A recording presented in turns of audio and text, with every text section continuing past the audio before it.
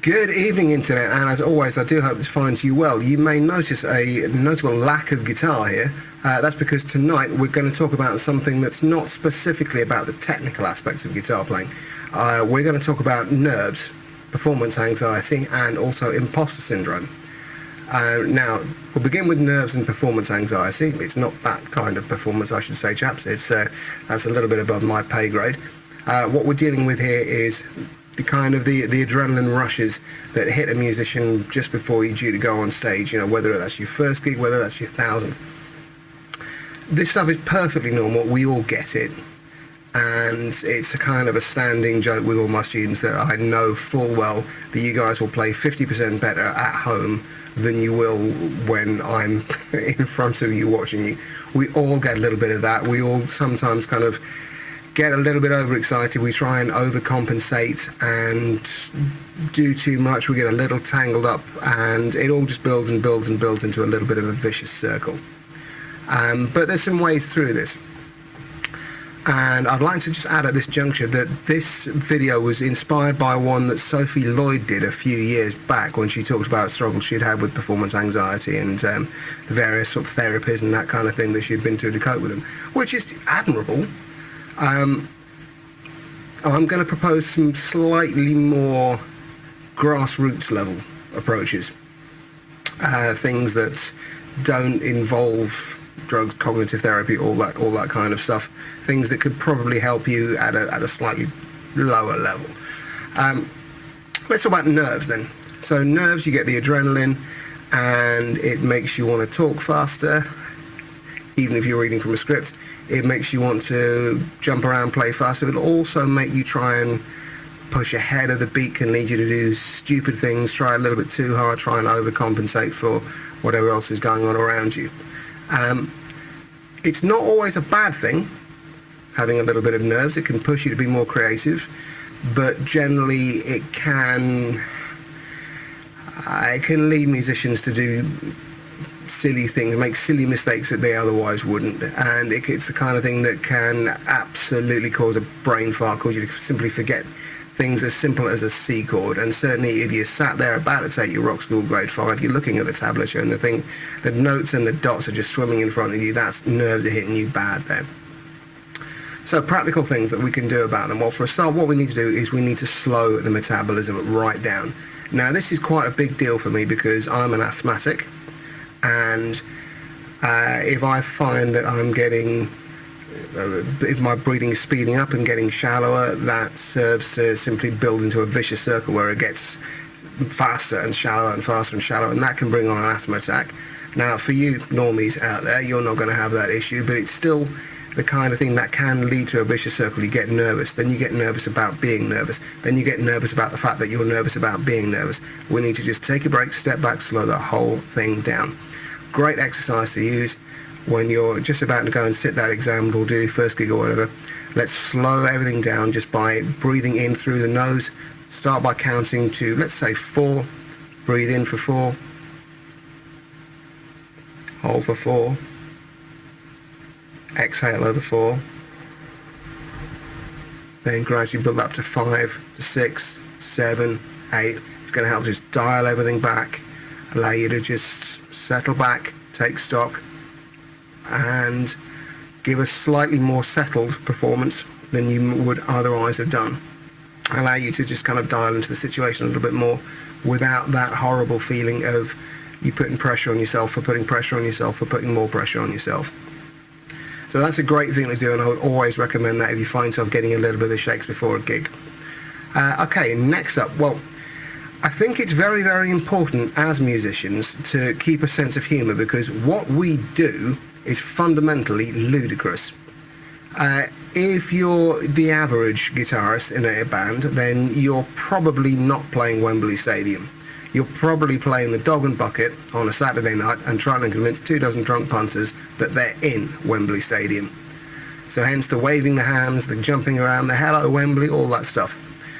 And yeah, obviously there's pride in the fact that you want to put on as good a show as possible, but you also have to take into account that, yeah, we are being showmen. We are being fundamentally ridiculous. We are one stage up from clowns. So yeah, you can't take it too seriously. You can't get too wound up about a drop note or a missed lighting cue or a fumbled lyric or something like that.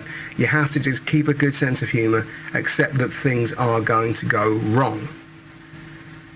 That's not to say, of course, that you shouldn't prepare, but it's important to accept that what you can do is to stack the deck, but that's all you can do. So you make sure you've practiced. You make sure that any tricky solos and things you've spent extra time going through, you prepared as much as you rationally and reasonably can. You're not reading your lyrics off a cue sheet. And you've done everything you can with, for example, you've gone through your kit the night before, you've checked everything, you've checked your leads, you've checked any batteries, you've got spare leads in case your batteries go. You've made sure that everything you can take care of has been taken care of. But you also have to realise that, just like that, some things can't be. And I think doing that, realising that what you're doing is essentially, it's a bit of a laugh, it's a bit of a game, is an essential thing for keeping a perspective on the situation. You lose that perspective, that's when you can really become a victim to nerves and anxiety. You can focus too much on whatever little detail has gone wrong. It's important to be able to keep the perspective, be able to step back and go, hang on, such and such a problem happened. Was it really an issue in the grand scheme of things? And it's also important as well to realise that although you're playing up the idea that these people down the dog and bucket are watching rock stars, that you are all just people at the end of the day, and ridiculous things happen no matter how well you're prepared you are. I'll give you 3 stories. The first 3 that come to mind, way back when the first gig of our second Hayden season, and we'd set up a nice big dramatic intro. The curtains would sweep back to reveal the whole band kicking into Let Me Entertain You. It was going to look fantastic. The curtains swept back and it took all the mic stands with it. Everything clonked over, and the entire first 20 seconds, it was feedback and a mad scramble to put these things back upright again. So yeah, that kind of set the tone. Going further back, a gig I had back in, it would have been 97, 98, and I'd just got a Marshall stack, and I'd somehow managed to fit it in the back of a Metro. And the band I was in, we were playing on a variety show, which was hosted by the Master of Ceremonies dressed up as a clown. And unbeknownst to me, as the clown walked off stage having introduced us, his clown shoes had tripped over the power cable and unplugged my Marshall stack. So as we kicked into Addicted to Love, and I windmilled the first power chord, and there was deafening silence. Yes, I wasn't pleased in the moment, but I can look back on it and smile. It's a great cracking little story. I mean, how many times have you had a Marshall stack unplugged by a clown? I bet even Slash can't say that. Speaking of Slash, and this is going way back into history, playing a gig when this would have been 96, 97, and early band had very long hair. And back then you could smoke on stage, and I was an idiot, so I was an occasional smoker, and I was trying to pretend to be Slash on a budget. And so I lit my sage cigarette, and then the audience were treated by the sight of teenage me smacking himself around the head trying to put out his hair because he'd set it on fire. So there you go. Ridiculous things happen to everybody. They're going to happen to you. It's important just to take that step back and realise that, at the end of the day, nobody died. The ridiculous happens, and you give it a week or two, and it's no longer something to be embarrassed about, it's something to laugh about. Now, this brings me on to my second point, which is imposter syndrome. Now, if you are a musician and you've suffered from imposter syndrome at some point, then congratulations. What that means is you are a member of the human race. We all get imposter syndrome. And this isn't just musicians, this is everyone. My preferred way of dealing with it is to make friends with my inner imposter. It's to accept that, yes, I may be an imposter, but here's the thing. If I get to be a really, really, really good imposter, no one's going to know. and hence some of you will be familiar with my teaching of things like what I call imposter techniques. For example, taking a bar chord and relying on fret hand muting to mute the unwanted strings, the low and high E's, for example, if you're playing an A shape. Now, correct technique would say that you simply never strike on any of those unwanted strings. But of course, in the real world, if you're doing a show and you're doing your windmilling your chords and you're leaping around the stage like you should be, well, of course you're going to hit unwanted strings. So what you do is you use your imposter techniques to make sure that these mistakes that you make, which are inevitable, simply don't matter. And that's the best approach to it. Make friends with your imposter, accept that you're an imposter, I'm an imposter, we're all imposters. Let's just get to be really, really good ones, and then no one's going to know. And there's a few other sort of corollaries, if that's the right word, that I can add to this.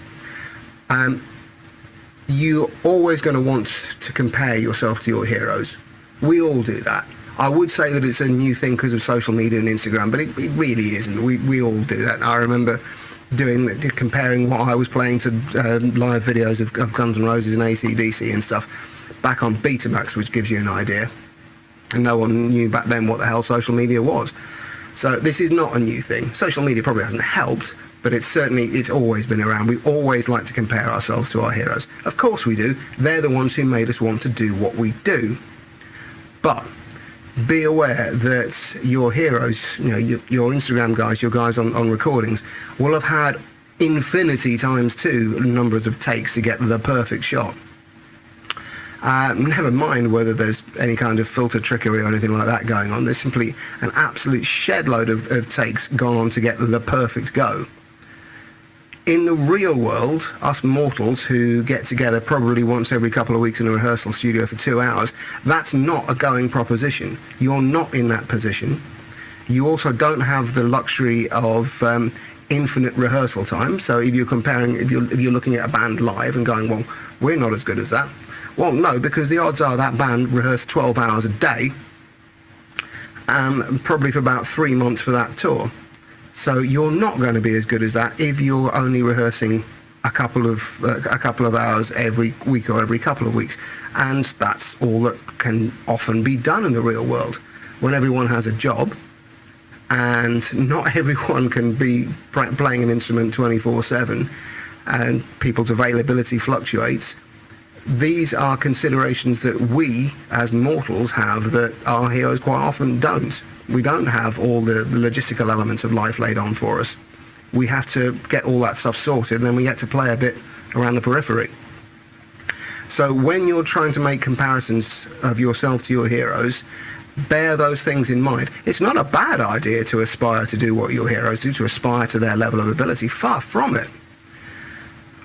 But you need to bear in mind that you're not comparing apples with apples when you look at your own versions of their material versus the originals. Okay, well, I've gone through all my notes, and good Lord, I've been talking for almost 14 minutes. Well, I do hope this has been useful, and I do hope that I can edit this into something at least vaguely coherent. So do please like, share, and subscribe. We are now past 750 and closing in on 800, but there is always room for more. If you do have any comments to add, then and anything you'd add to the discussion about nerves and anxiety, please do let me know in the comments. It's always very interesting to hear other people's solution to these problems. And certainly as we're getting a little bit of a community going, if you've got something to add that you can help, I can almost guarantee that if you found it helpful, somebody else will find it helpful at some point. So yeah, like, share, subscribe, drop a comment, and I will see you next week, month, fortnight, Friday. Let's see where we're going. All right, all the best. Take care.